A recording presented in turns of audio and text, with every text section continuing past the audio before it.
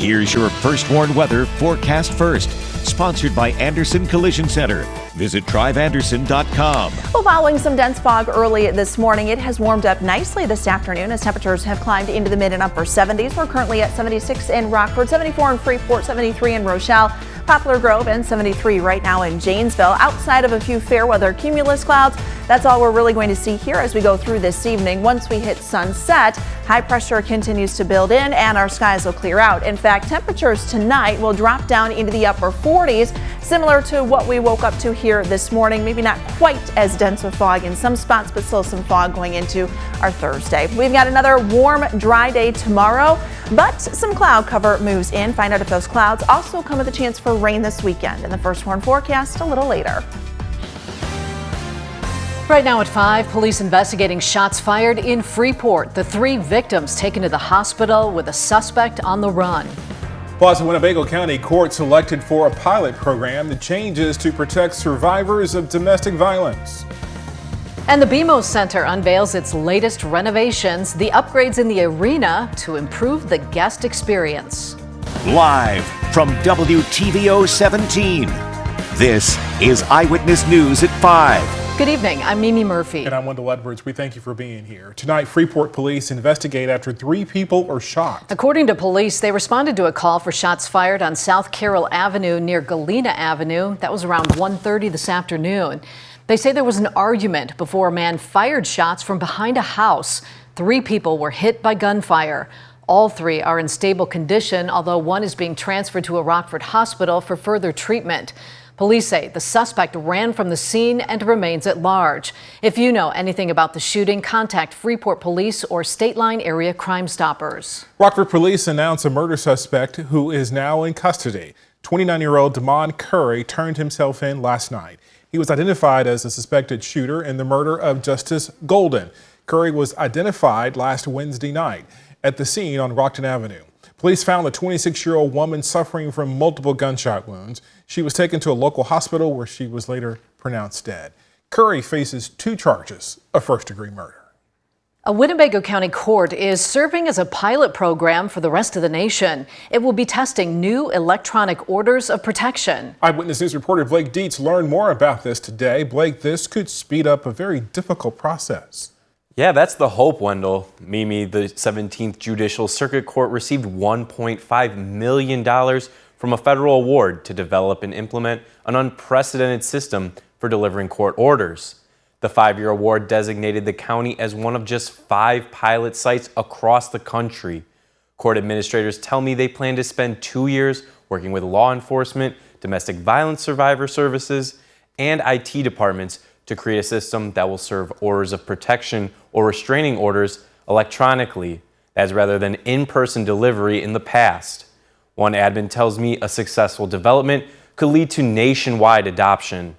The overall outcomes could be increased survivor safety, increased offender accountability, increased trust and engagement with the court system, but then also lasting, we hope, legislative changes or things that really help guide these best practices throughout each state in the country.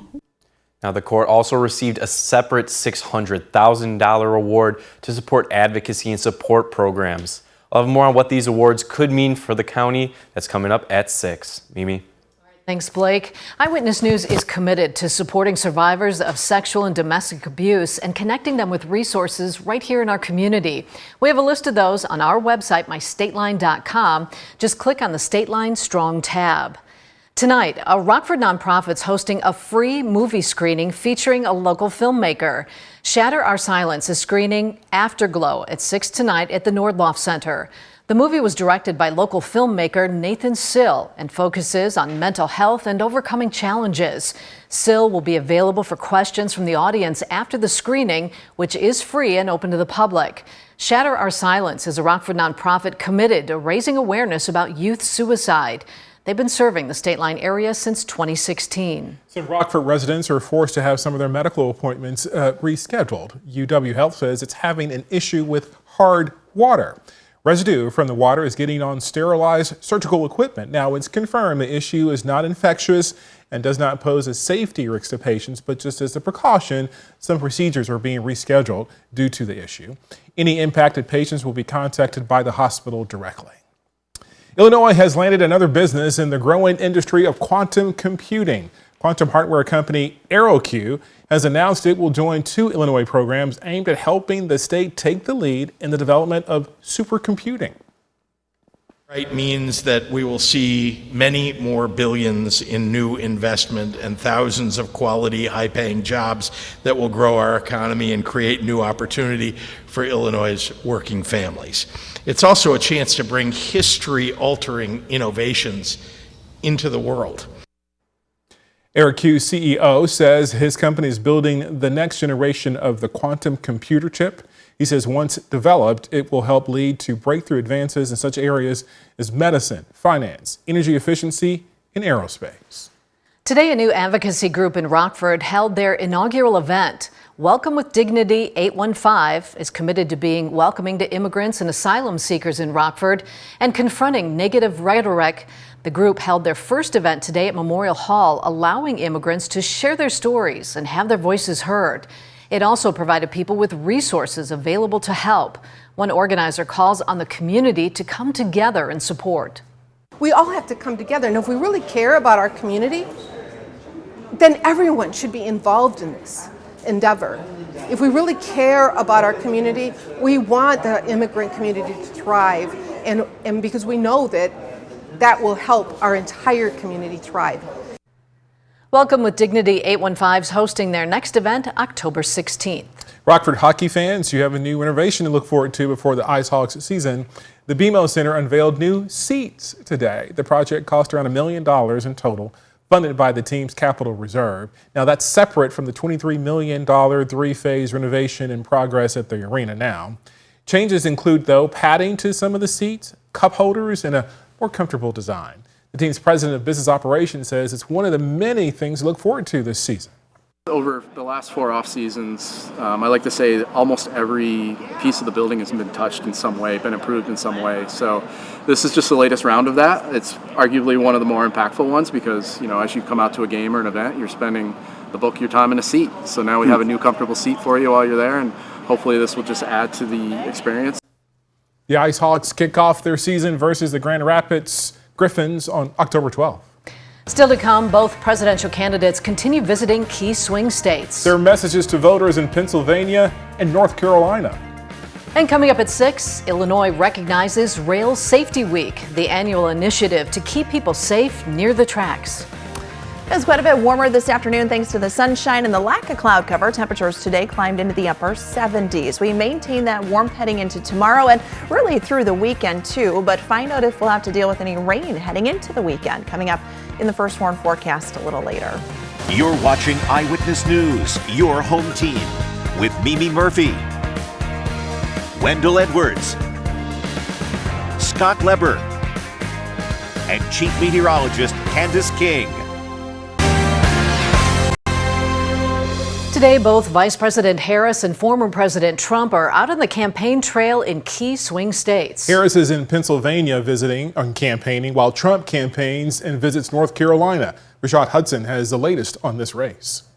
Vice President Kamala Harris campaigned in the crucial state of Pennsylvania. When we invest in those things that strengthen the middle class, we grow our economy. Harris spent the day focusing on a top issue for voters, the economy. I have pledged that building a strong middle class will be a defining goal of my presidency. She told the crowd in Pittsburgh she wants to boost America's manufacturing and cut taxes. Under my plan, more than 100 million Americans will get a middle class tax break. Both Harris and former President Donald Trump talked about the importance of manufacturing around the country. Trump was in the battleground state of North Carolina. We've had enough. We can't take it anymore. Kamala Harris, you're fired. Get out. He focused a lot of his speech hammering out his plan to increase tariffs, which are taxes on goods imported from another country. I'm imposing tariffs on your competition from foreign countries, all these foreign countries that have ripped us off. Harris says increasing tariffs will hurt middle-class families.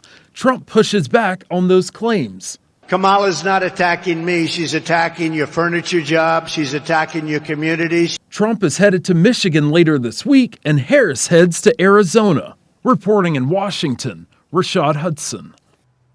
Here in the state line, it was a beautiful fall day with temperatures in the upper 70s. It was cold last night. After the break, Candace will let us know how long this good weather and perhaps cool nights are going to last. Her full forecast is next. Now, your first warned weather forecast from Chief Meteorologist Candace King. Well, we had lots of sunshine out there today following some of that dense fog, but it did not last too long here through the morning. With the sun, our temperatures today climbed into the mid and upper 70s. Now, for some, we are starting to see a little more cloud cover kind of work in from the northwest late this afternoon and evening. Perfect example of that, looking at our SkyTrack camera here in Beloit this evening, our Mercial SkyTrack camera. We go a little further to the south, though, down in Rochelle. You've got lots of sunshine, but you can still see some of those clouds off on the horizon. So for a time this evening, we will see our skies turn mostly cloudy and then clear out a bit as we look through this evening. Our visible satellite imagery, a great way to view those clouds. Notice we had the sunshine here this morning, heating of the day. We had those fair weather cumulus clouds pop up with that upper level low overhead. But as we get through sunset here tonight, that thicker cloud cover will fade out and our temperatures will once again drop back through the upper 40s and low 50s. May see some areas of fog again tonight just with that moisture and light wind. 76 our temperature in Rockford, 74 in Freeport, 73 in Janesville, 75 right now in Rochelle. Our weather watcher Terry down in Genoa this last hour, light northerly wind at 6 miles per hour. Current temperature sits at 76. Dew point right now at 55, so drier air compared to what we had yesterday. Yesterday felt a little muggy, especially with some of that lingering rain into the afternoon. So for tonight, we're down to 50 degrees, but again, some places could fall back into the upper 40s, especially the outlying areas, and that's where that threat for some fog comes in. 78 for tomorrow afternoon. Winds will pick up just a little bit late in the day, at times gusting 15 to 20 miles per hour, but should be a pretty decent day with a little less cloud cover thanks to high pressure overhead. In fact, that high pressure system will sit across the Great Lakes back down through the Midwest and hold strong and become a big factor into what we see going into the weekend. So let's talk about that because we've got Hurricane Helene, Category 1, maximum sustained winds at 85 miles per hour. Pressure continues to drop. It's currently moving to the north now at 12 miles per hour. It's entered into the southern portion of the Gulf of Mexico, and this storm will now kind of work to the north before hooking a little to the northeast.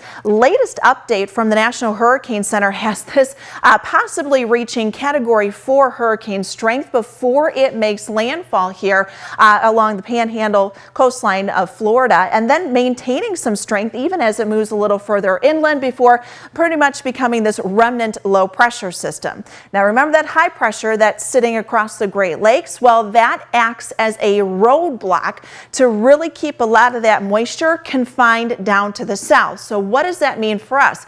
Well, it means our weekend rain chances kind of continue to dwindle as we get closer and closer to the weekend. And if that trend continues, then our temperatures through the weekend would most likely go up. But for tonight, we again are in the upper 40s, close to 50 degrees. Beautiful day tomorrow, easterly wind. Temperatures in the upper 70s, close to 80 for some.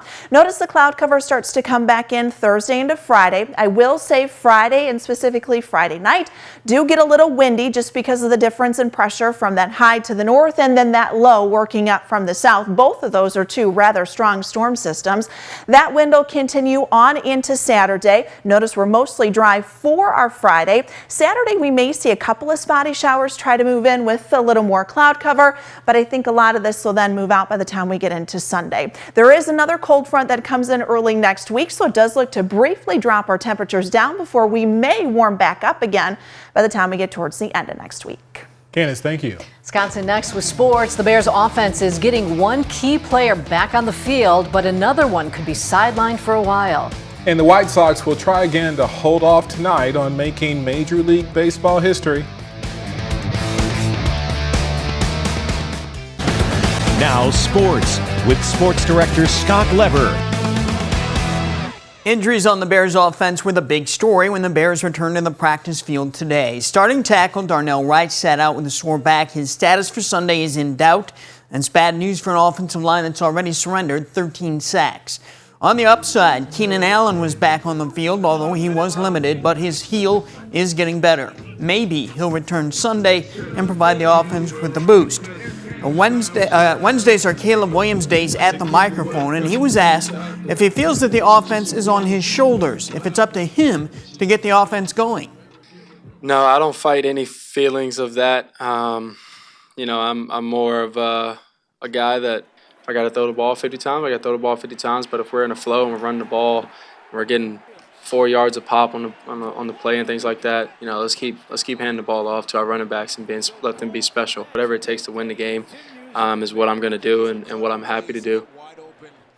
In Green Bay, Jordan Love went through another limited practice. The way Malik Willis has played, the Packers don't feel there's a huge need to rush Love back from his knee injury.